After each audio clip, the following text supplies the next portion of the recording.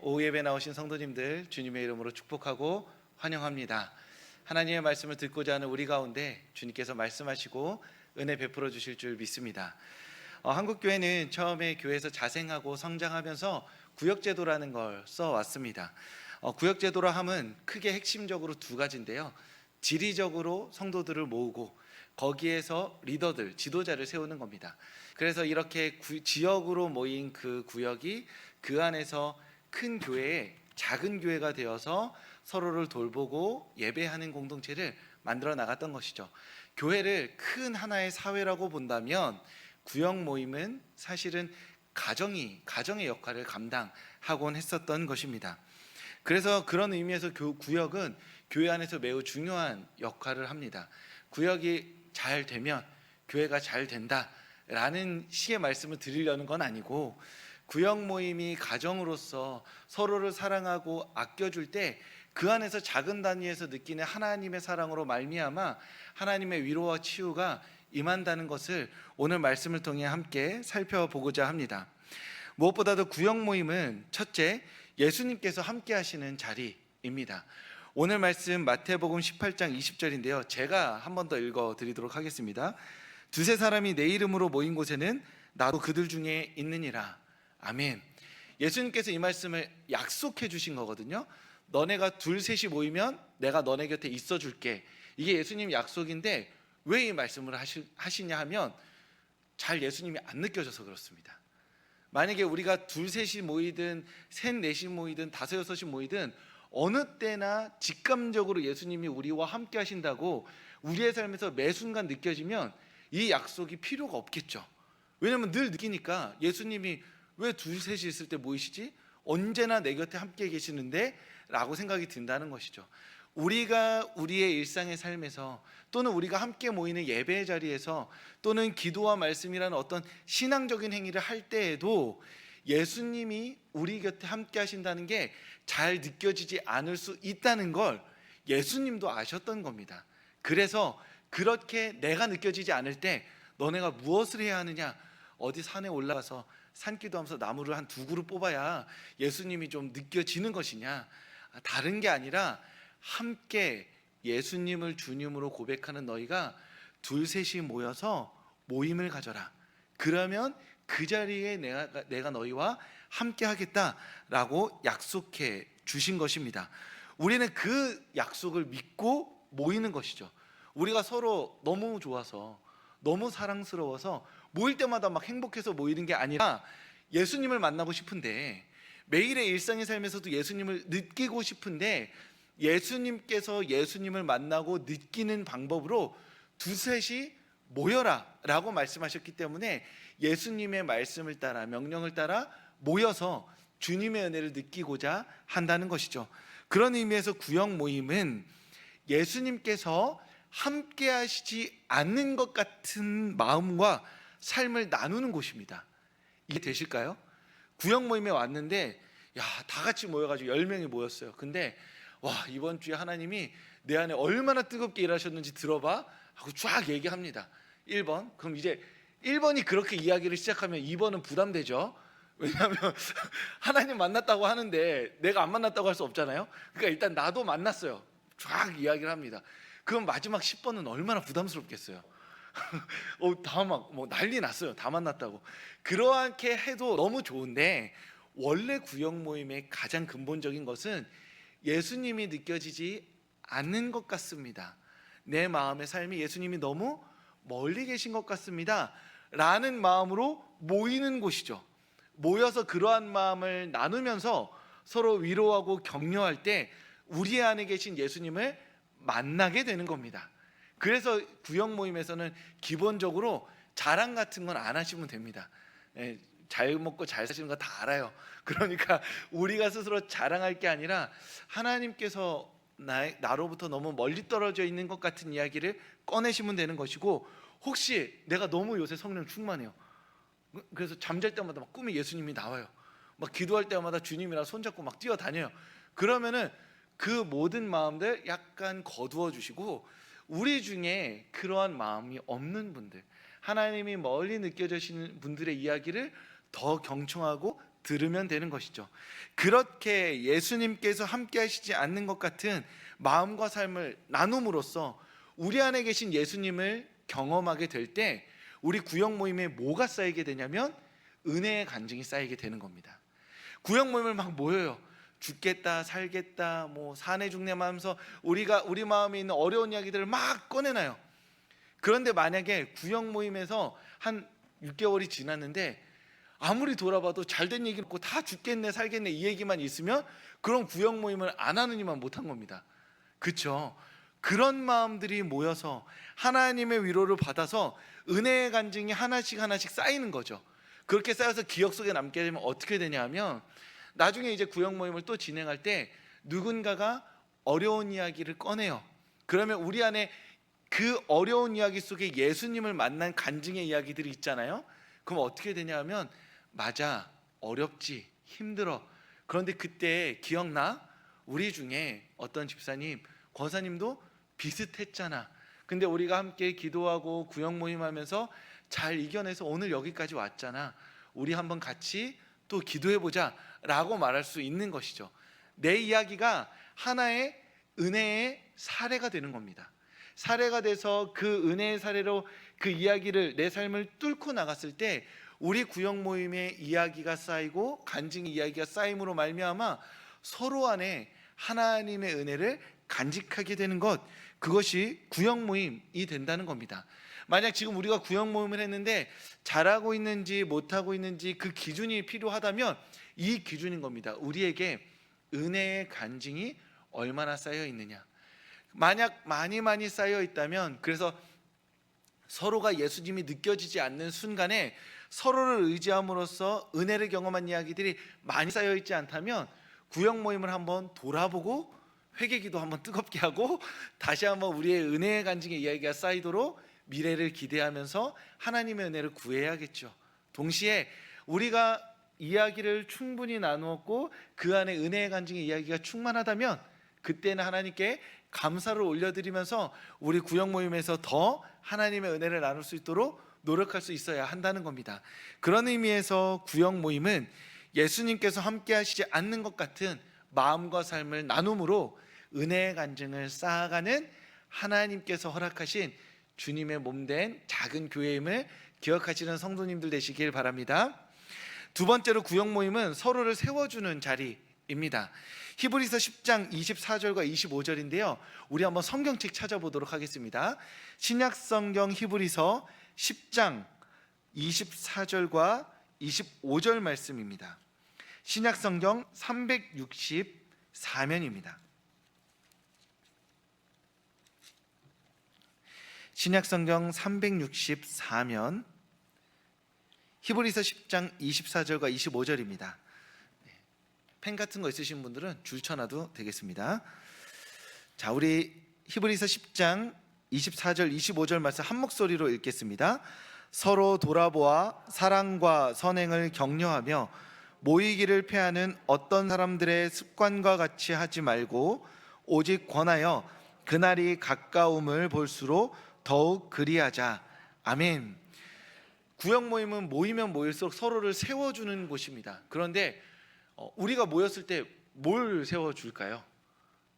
잘생겼다, 예쁘다, 옷이 아름답다, 살이 빠졌구나, 살이 쪘구나, 이렇게 우리가 서로를 향한 긍정과 부정의 이야기들을 하게 하면서 자존감을 세워주는 게 구역 모임의 궁극적인 목적이 아니라는 겁니다.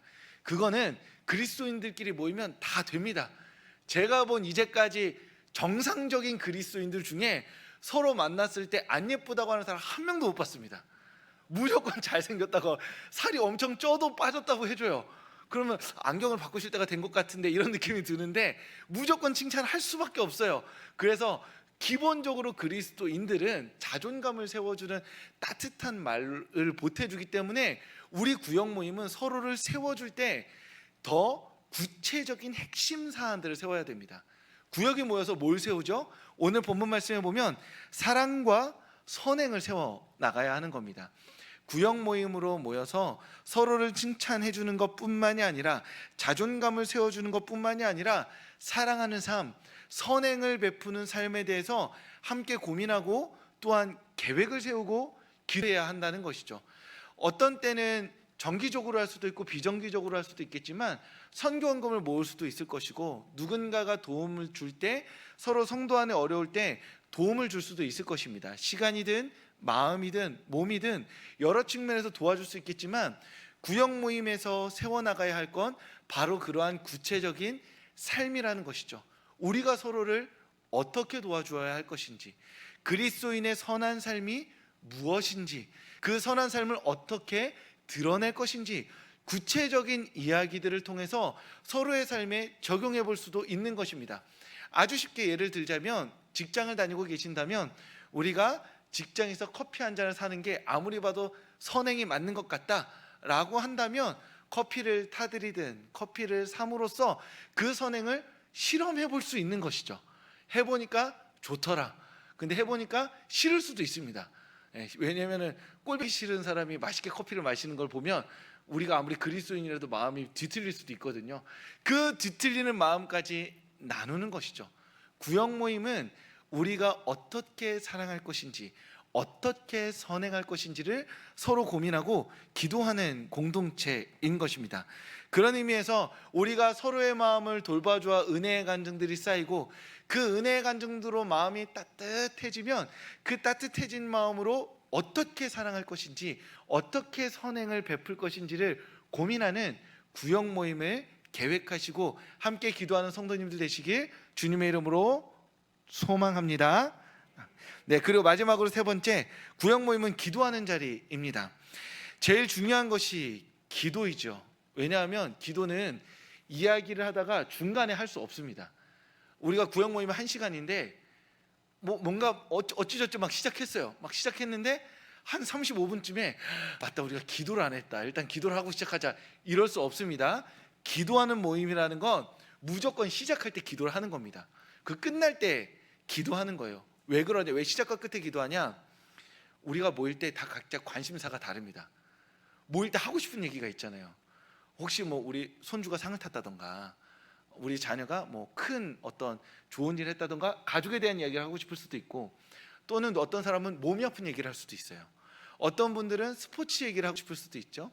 어떤 분들은 최근에 일어난 정치, 사회, 경제 문제를 이야기하고 싶을 수도 있습니다. 다 각자 달라요. 그래서 모이면 각자 하고 싶은 얘기를 막 쏟아냅니다. 비빔밥처럼 막 쏟아내요.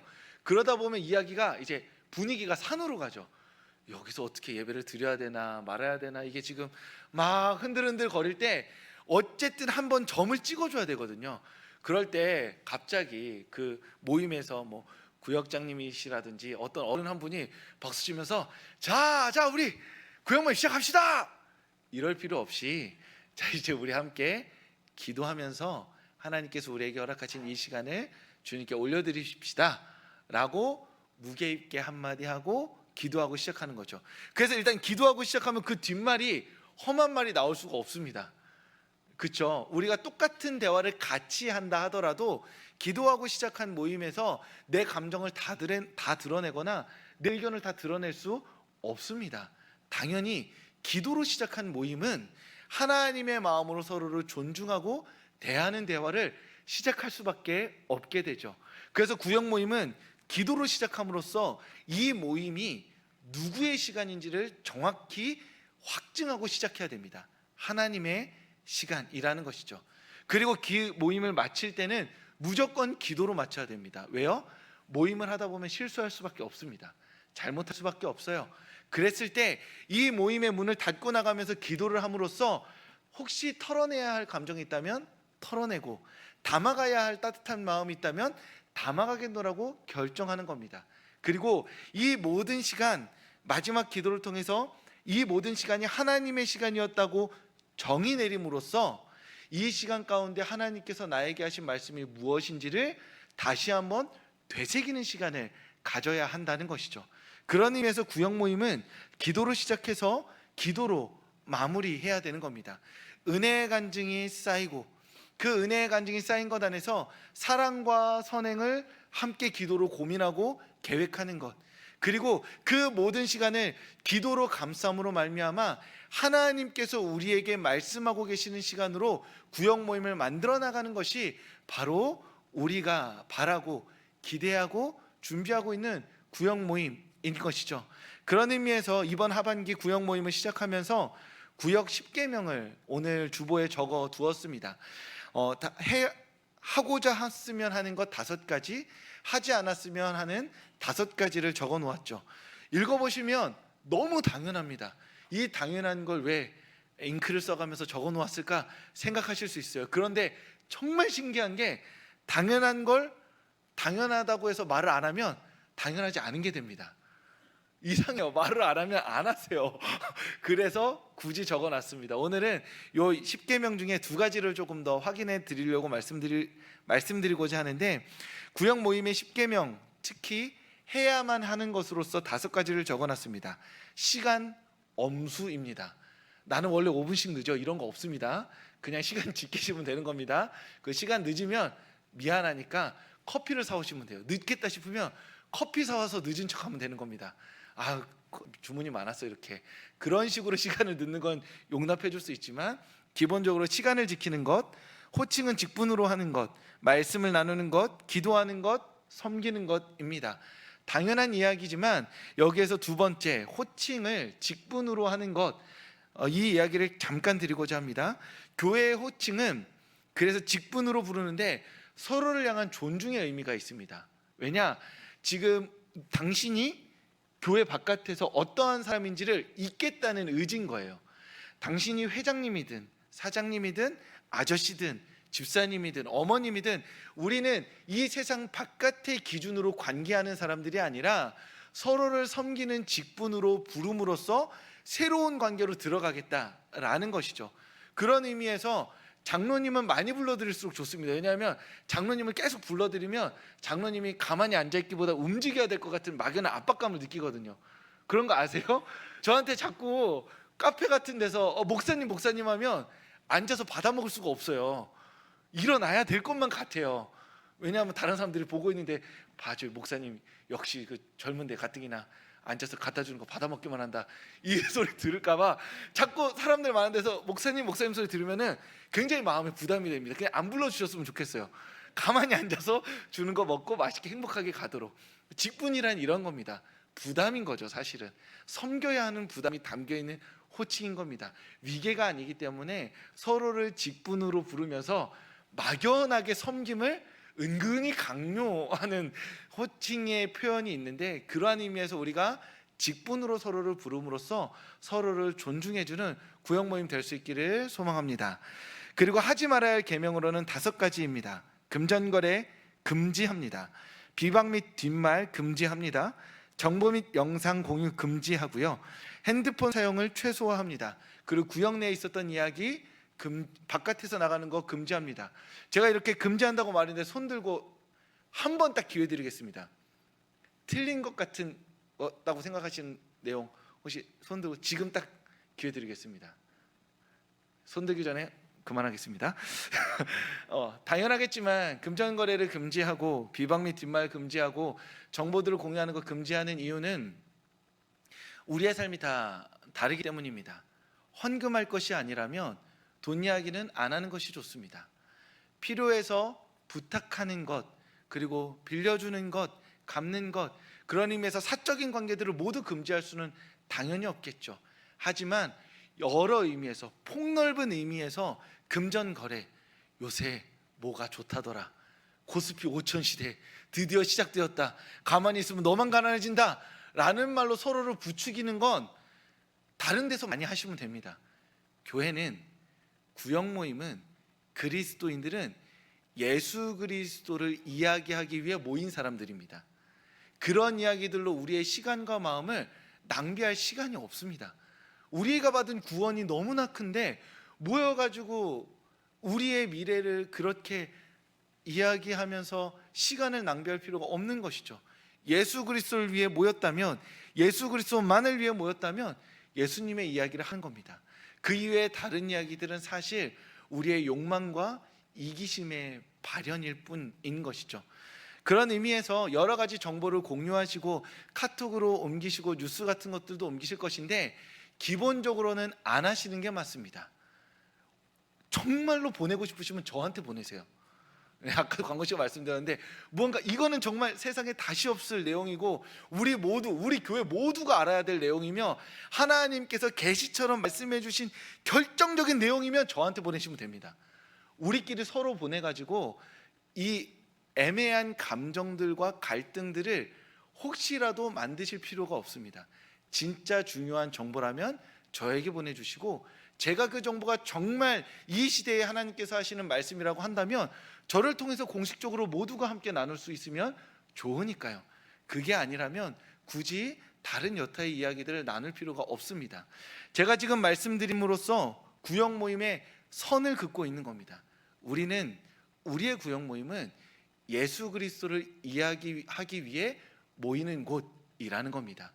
예수에 관한 이야기, 나에게 하신 이야기, 내가 경험한 그 예수 그리스도의 이야기, 상대방이 경험한 예수 그리스도의 이야기, 그것만으로 충분한 구역 모임이 될 수 있도록 서로 조심하고 서로 그 우리의 선을 지키고 이 기준들을 지켜줌으로써 우리 구역 모임이 두세 사람이 모인 곳에 예수님께서 함께 하시겠다고 약속하신 그 구역 모임으로, 하나님의 은혜가 넘치는 구역 모임으로 자라갈 수 있도록 서로 배려하고 섬겨주는 성도님들 되실 수 있기를 주님의 이름으로 축복합니다.